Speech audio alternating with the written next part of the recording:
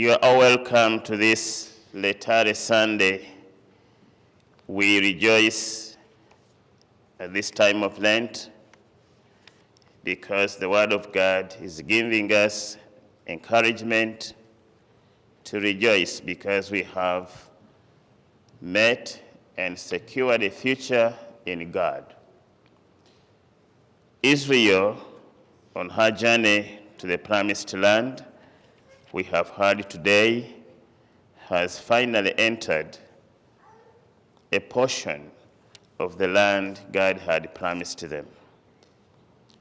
They were camped at Gilgal on the plains of Jericho and had made the first harvest, which was a fulfillment of the promise God had made to them through Moses and the promise God had made to Abraham, their father.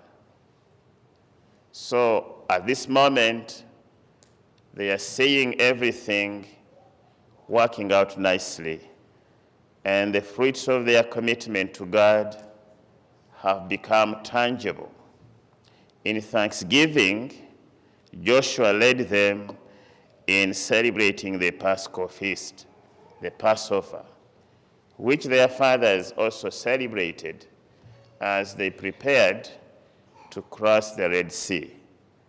Now they celebrate the same feast after crossing the Jordan. In him, their liberator, their protector, the one who fed them, they are coming to realize a future come true. And their Paschal feast is an affirmation that God has been true to his promises and to them as well. This causes joy even for us because God's promises never fail. In the gospel, we see a son who wanders away with his father's riches and goes and exhausts them all. After a long time of suffering, he realizes that he needs to return to the Father, from whom he came, in whom his dignity was affirmed. Sometimes humanity wanders away from God, and somehow we want to enjoy God's blessings without him. We do whatever we can, whether by mistake or intentionally, to put God out of the picture and yet enjoy his things. This is what the young son did.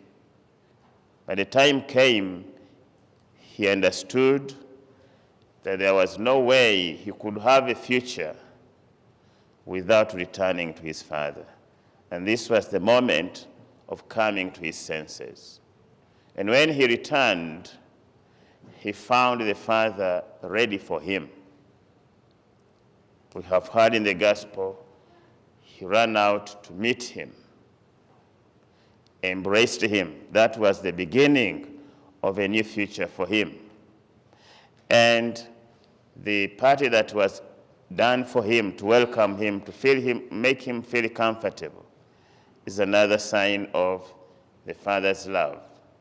He doesn't even make any scrutiny to find out whether this son is truly converted. He overlooks all that because he has him back. He was lost and now is found. He was dead and is back to life. That is the joy of return to the Father. That is the joy of finding a future and meeting a future in God. And God goes ahead to initiate a program of reconciliation. He reconciles the two kids. The elder son was irritated by the welcome given to the young son who was wasteful. So the father now reconciles the two, and probably the older son eventually entered the hall where they had the party. And this reconciliation is what St. Paul has spoken of in the second reading.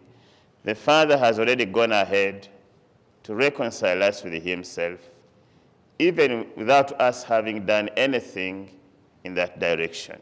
He gave us a Son who became sin for us in order to make us righteous and acceptable in the Father's presence. So our part is very small that we have to complete. So St. Paul is telling us a message of joy, that opportunities of salvation are opened by God himself. Let us rush there to embrace them and make them ours so that we can reap the most out of the times of joy for the Easter we are preparing to celebrate, risen in the Lord, risen in his joy, and risen in his peace. The Lord be with you.